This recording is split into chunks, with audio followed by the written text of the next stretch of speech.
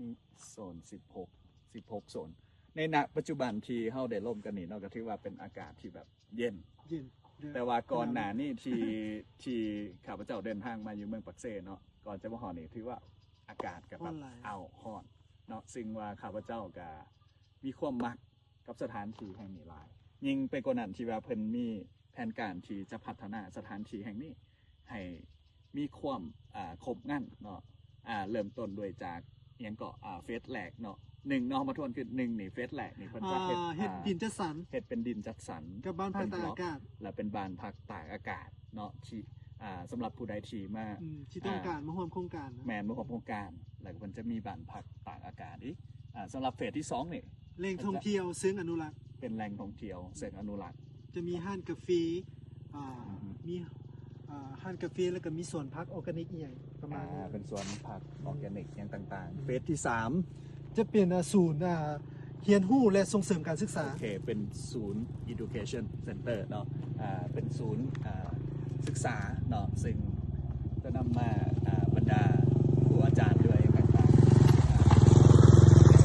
เรียนรู้การแลกเปลี่ยนประสบการณ์หรือว่าทักษะต่างๆเนาะด้วยที่อาจจะมีผู้คนหลายๆที่จะเข้ามาศูนย์เรียนรู้และส่งเสริมการศึกษาเนาะเรื่องนี้พวกเขาจะสอนภาษาอังกฤษกับภาษาญี่ปุ่นเป็นหลักเพื่อจะส่งให้งานไปญี่ปุ่นและก็จะส่งน้องนักเรียนที่ต้องการไปศึกษาอยู่ญี่ปุ่นนะฮะเพราะว่าเขามีเครือข่ายกับ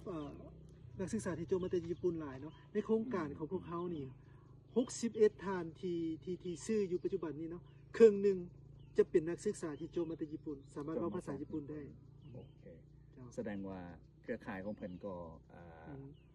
มีผู้ที่มีประสบการณ์อยู่ที่ประเทศญี่ปุ่นเนาะที่จะมาบุกเบิกอาจจะเป็นผู้คู่ความพัฒนาโครงการตัวนี้ในอนาคตนำกันเนาะแล้วเฟสที่4เฟสสุดท้ายก็คือว่า house care หรือว่าบ้านพักสำหรับผู้สูงอายุโอเคอันนั้นเป็นเฟสสุดท้ายเฟสที่4ก็คืออาจจะเป็นในโครงการที่เพิ่นจะพัฒนาเป็นเขตพักและก็ดูแลผู้สูงอายุเนาะหรือว่าคนที่ต้องการมาพักผ่อนประมาณนั้นอาจจะผู้สูงอายุก็ได้รีไทร์ในตอนอายุยังน้อยก็ได้หรือว่าห้องพักสำหรับผู้ใดที่ว่าอยากพักผ่อนหลังจากที่ว่าเป็นหยุดเฮ็ดเวียกบำนาญเนาะมาใส่สถานที่ดังกล่าวนี้ที่เป็นได้สร้างขึ้นมาพัฒนาขึ้นมาที่มีกิจกรรมหลากหลายแล้วก็รวมไปถึงบ่ว่าจะเป็นด้านการศึกษาการพักผ่อนการเรียนรู้เนาะอาจจะเป็นเบิ่งทิวทัศน์ธรรมศาสตร์ต่างอากาศอย่างต่างๆแล้วก็จะมีผู้คนหลากหลายที่จะเข้ามาที่จะเข้ามาสถานที่แห่งนี้ในต่อหน้าในอนาคตต่อไปตอนนี้ยังเฟสแรกอยู่ตอนนี้อันนี้ยังอยู่ในเฟสแรกก็เริ่มได้ประมาณปีครึ่งกำลังเริ่มโครงการได้ปีครึ่งซึ่งอยู่ในเฟสแรกๆเนาะ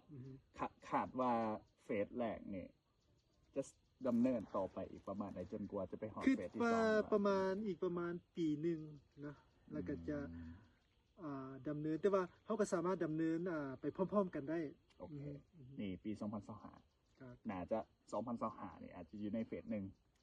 ซึ่งเสื่อมต่อไปเฟสที่2ในปี2026อย่างต่อไปเฟส2เฟส3นี่สามารถเฮ็ดเคียงคู่ควบคู่กันไปได้ขึ้นว่าอาจจะเสื่อมร่วมกันแม่น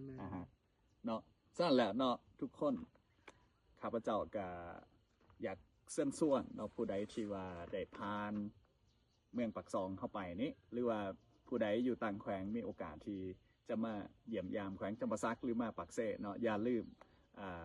ขึ้นมาเยี่ยมยามสถานที่โครงการของทางอินทศรวัลเล่อินทศรวัลเล่นี่ได้เนาะเพิ่นจะมีข้อมูลเพจของเพิ่นเดี๋ยวเขาจะโซ่ขึ้นหน้าจอนี้ว่าสามารถติดต่อเจ้าของโครงการเพิ่นและจะมาเยี่ยมชมสถานที่แห่งนี้ได้แบบใดเนาะเข้าใจโอเคขอบใจหลายๆเข้าใจ